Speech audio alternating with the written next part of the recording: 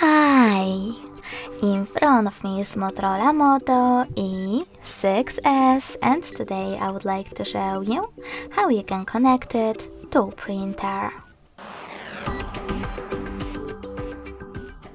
Begin by opening Settings and clicking on Connected Devices. Following that, you need to choose Connection Preferences and tap on Printing. From here, you can click on Default Print Service right away and wait.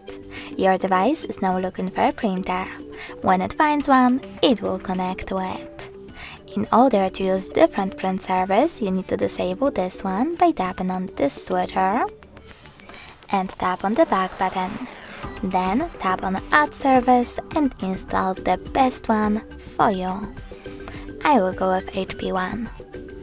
When your app is ready, click on the back button twice to access the same settings.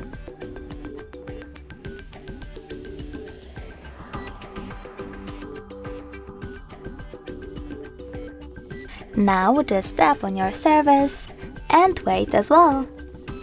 Thanks so much for watching. If you enjoyed this video, smash that like button, comment and subscribe.